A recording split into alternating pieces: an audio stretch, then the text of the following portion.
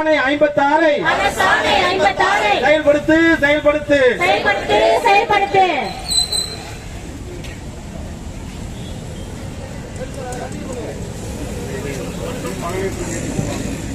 தமிழக அரசு தமிழக அரசு தமிழக அரசு தமிழக அரசு செயல்படுத்து செயல்படுத்து பணி நிரந்தரத்தை செயல்படுத்து. தமிழக அரசு தமிழக அரசு உயர்த்திடு உயர்த்திடு ஊதியத்தை உயர்த்திடு. தமிழக அரசு உயர்கல்வித்துறையை செயல்படுத்து செயல்படுத்து முழு காப்பீட்டு திட்டத்தை செயல்படுத்து. தமிழக அரசு உயர்கல்வித்துறையை நிறைவேற்று நிறைவேற்று நிரந்தரத்தை நிறைவேற்று. தமிழக அரசு தமிழக அரசு தமிழக அரசு தமிழக அரசு நடைமுறைப்படுத்து நடைமுறைப்படுத்து பணி நிரந்தரம் தீர்ப்பினை நடைமுறைப்படுத்து நடைமுறைப்படுத்து. உயர்கல்வித்துறையை உயர்கல்வித்துறையை நடைமுறைப்படுத்து நடைமுறைப்படுத்து பணி நிரந்தர தீர்ப்பினை நடைமுறைப்படுத்து நடைமுறைப்படுத்து.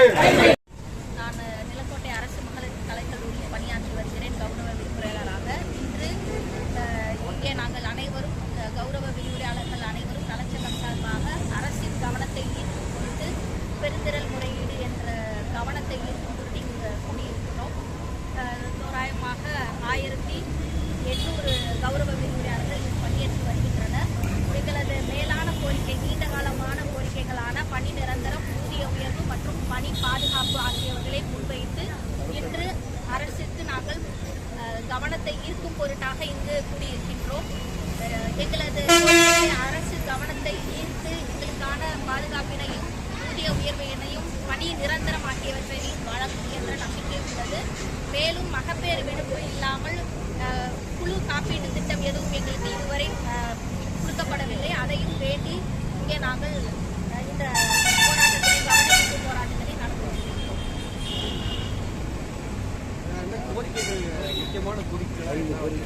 முக்கியமான கோரிக்கைகள் 5: பணி நிரந்தரம், ஊதிய உயர்வு, பணி பாதுகாப்பு, குழு காப்பீட்டு திட்டம் மற்றும் மகப்பேறு விடுப்பு.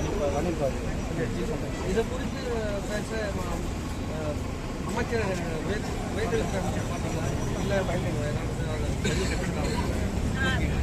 நாங்கள் ஏற்கனவே டிஸ்கஸ் பண்ணியிருக்கோம். சார் மினிஸ்டர் கிட்ட நாங்கள் போய் அப்ரோச் பண்ணியிருக்கோம். அவங்களும் சொல்கிறோன்னு சொல்லியிருக்காங்க. எங்களுக்கு நல்ல தகவல்கள்லாம் சொல்கிறோம்.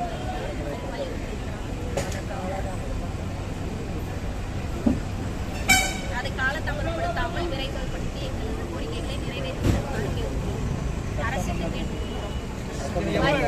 எவ்வளவு காலமா இந்த கோரிக்கைகளோட நீங்க போராட்டம்? 25 வருடங்களுக்கு மேலாக நாங்கள் கௌரவ விரிவுரையாளராக தொடர்ந்து பணியாற்றி வருகின்றோம். எங்களது கோரிக்கை இதுவரை எங்களுக்கு நிறைவேற்றி தரப்படவில்லை. அடுத்த நடவடிக்கை என்ன? சட்டமன்ற கூட்டத்தில் எதிர்பார்க்கிறோம். இதற்கான விடை அங்கே கிடைக்கும் அப்படின்றத நம்பிக்கையோடு இன்னைக்கு நாங்கள் இருக்கிறோம். ஏன்னா அவங்க செஞ்சு தருவாங்கன்னு. ஸோ அதை சட்டமன்ற கூட்டத்தில் என்ன நடவடிக்கை எடுக்கிறாங்கன்றதை பார்த்துட்டு எங்களோட அடுத்த கட்ட நடவடிக்கை என்னன்றதை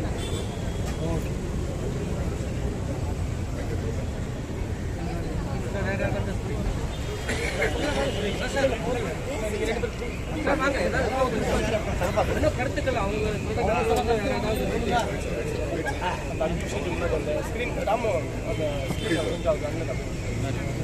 கௌரவர்களுடைய போராட்டம் 20 ஆண்டுகளுக்கு மேலாக தொடர்ச்சியாக நடைபெற்று அரசாங்கத்திட்ட தொடர்ச்சியாக 20 வருடங்களாகவே நாங்கள் எங்களை பணியந்திரப்படுத்தணும் அப்படின்னு சொல்லி நாங்கள் ரெக்வஸ்ட் பண்ணி கேட்டுக்கிட்டே இருக்கோம். அரசாங்கம் காது கொடுத்து கேட்கிறது, ஆனால் இன்னும் எங்களுக்கு அதை செஞ்ச பாடம் இல்லை.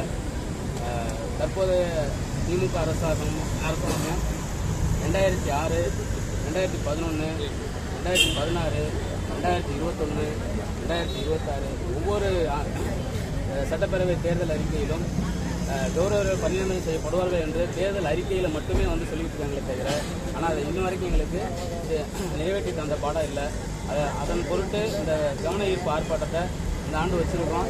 இந்த கவன ஈர்ப்பு ஆர்ப்பாட்டத்திலாவது எங்களுடைய கோரிக்கை நிச்சயமாக நிறைவேற்றும் என்று தமிழக அரசையும் தமிழக முதல்வரையும் எதிர்பார்த்து காத்துக் கொண்டிருக்கிறோம். தெய்வராஜ், புதுக்கோட்டை மாமனார். உங்கள் கோரிக்கையில் நிறைவேற்றாததுக்கு நிதி நெருக்கடி காரணமாக இருக்கும். அரசு நிதி நெருக்கடி அரசுடைய நிதி நெருக்கடி காரணமாக. நிதி நெருக்கடி வந்து என்னைக்கு சார் தொடர்ந்து வந்துக்கிட்டே தான் சார் இருக்கும். நிதி நெருக்கடி எங்களுடைய பணியிடம் வந்து வெயிட்டிங்கில் தானே சார் வச்சுருக்காங்க. எங்களை நிரந்தரப்படுத்தணும் அப்படிங்கிறதானே எங்களுடைய கோரிக்கை. நாங்கள் இல்லை அப்படின்னா நிரந்தர பேராசிரியர் அந்த இடத்துல போட்டிருந்தாங்க அப்படின்னா அப்போ நிதி நெருக்கடி வரத்தானே செய்யும், இன்னும் மேலும் அதிகரிக்க தானே செய்யும். நிதி நெருக்கடி ஒரு காரணம் அல்ல சார், எங்களை பணிநிரந்தரப்படுத்தணும், அதான் எங்களுடைய கோரிக்கை. நாங்கள் கோருகின்ற அரசாணை 56க்கு ஏற்கனவே நிதி ஒதுக்கீடு செய்யப்பட்ட ஒன்று.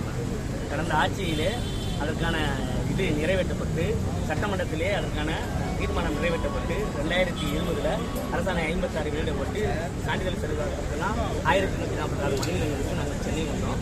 அதில் தனியார் ஒருவர் தொடர்ந்த வழக்கின் காரணமாக அது கிடப்பில் போடப்பட்டது. மீண்டும் இந்த கழக அரசு அமைந்ததில் அதுக்கு வந்து எங்கள் அமைச்சர் உயர்கல்வித்துறை அமைச்சர் கூட செய்தியாளர் சந்திப்பில் அதுக்கு சில கடந்த தவறுகள் சரி செய்துவிட்டு நாங்கள் மீண்டும் அதை செய்வோம் என்று ஊடகவியலாளர் வாயிலாக தெரிவித்திருந்தோம். இந்த சூழ்நிலையில் அமைச்சரவை மாற்றம் ஏற்பட்டு இப்போ தற்போதைய இருக்க உயர்கல்வி அமைச்சர் எங்களுக்கு சில வாக்குறுதிகளை தந்திருக்கின்றார்.